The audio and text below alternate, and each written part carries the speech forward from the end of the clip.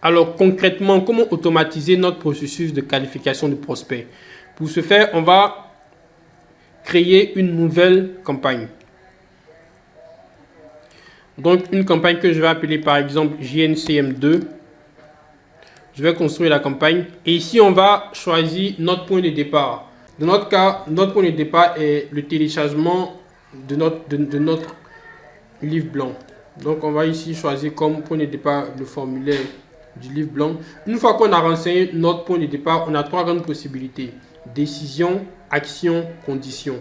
Décision, ça sera les différentes décisions que l'utilisateur peut prendre. Donc on pourra effectuer des actions spécifiques en fonction des décisions prises par l'utilisateur. Par exemple, le téléchargement de notre document, la validation du formulaire, le fait qu'il visite une page spécifique, etc. Dans action, ce sera par exemple de l'envoyer un email, d'envoyer un email à un commercial, de modifier le contact, de supprimer le contact, etc. Et dans condition, ce sera de faire une action spécifique en fonction d'une condition précise. Je vais essayer d'être plus précis ici. Dans notre formulaire, on a le champ fonction. Et ce qui nous intéresse vraiment, ce sont les personnes de la communication. Donc on peut poser comme condition que le champ fonction comprenne au moins le mot communication. Comme ça, qu'il soit chargé de communication, responsable communication ou directeur communication, du moment où il y a communication dans sa fonction, on continue. S'il n'y a pas communication dans sa fonction, on arrête le workflow. Donc ça, c'est un exemple d'utilisation de la partie condition. Mais dans notre cas, c'est assez simple. C'est-à-dire, on a une landing page. Quand il télécharge notre document, on envoie un email d'information. Ensuite, on envoie notre catalogue suivi des coûts. Et enfin, on le transfère au service commercial. C'est ce qu'on va essayer de matérialiser ici. Voilà. Comme décision, s'il télécharge notre livre blanc, donc je vais mettre ici téléchargement du livre blanc.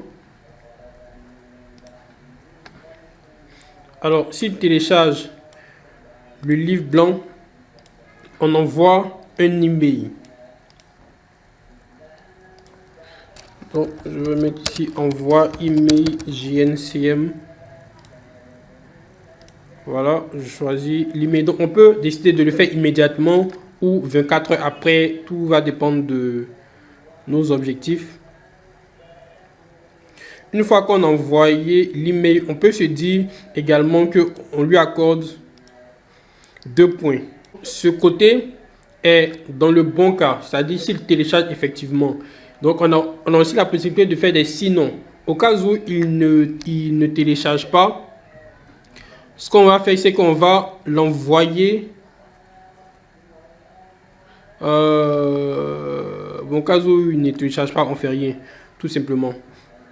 Quand il va remplir notre formulaire et qu'il va télécharger le livre blanc, on envoie notre email, donc des JNCM, et on lui accorde 2 points. On va maintenant ici voir s'il non, ce sera plutôt dans conditions. S'il ouvre notre email, parce que l'objectif ici, c'est qu'il puisse ouvrir l'email. Donc déjà être informé de notre événement. Donc s'il ouvre notre email, ce qu'on va faire, c'est qu'on va l'envoyer cette fois-ci notre email. Donc catalogue plus coût. Voilà, donc ça sera email catalogue plus coût. Donc on peut l'envoyer en même temps, comme je l'ai dit, on choisit l'email à envoyer et on valide. Et on choisit également de lui accorder 2 points.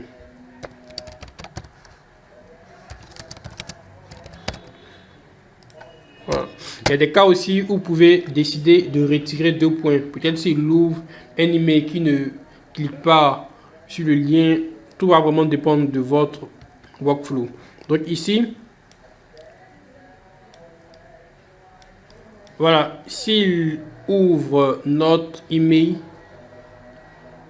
alors on lui accorde 2 points. On suppose qu'il voilà, il est peut-être intéressé. On suppose également qu'il a eu information de notre événement. Et cette fois-ci, on envoie notre email catalogue plus le coût.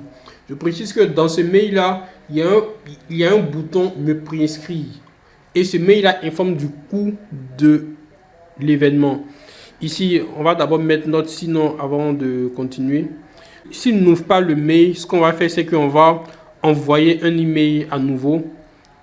24 heures après, on envoie le même mail, donc d'information des JNCM. Donc ça, ce sera notre sinon. On va maintenant s'assurer, cette fois-ci, pas seulement qu'il ait ouvert le mail, mais qu'il ait cliqué sur notre bouton se préinscrire. Donc si jamais il clique sur notre mail, bon, je vais appeler tout simplement se préinscrire.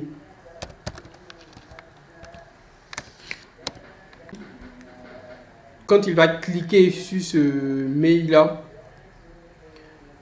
qu'est-ce qu'on va faire? On va lui accorder 2 points déjà.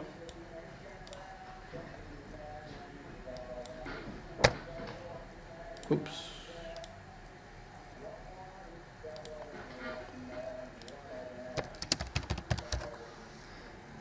Donc 2 points en plus.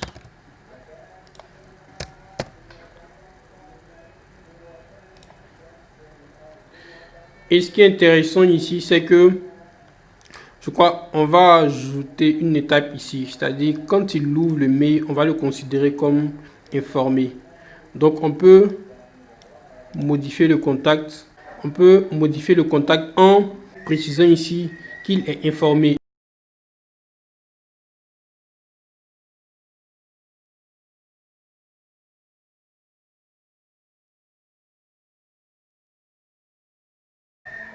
Le commercial a une traçabilité sur toutes les actions qu'il a eu à faire. Je précise que d'abord pour avoir l'option informé, qualifié, tout ça, il faut le programmer au préalable. C'est pas très compliqué à faire. Donc ici, quand s'il clique sur ce préinscrit, non seulement je lui accorde 2 points, mais encore je modifie. Donc il va passer de informer cette fois-ci à qualifier.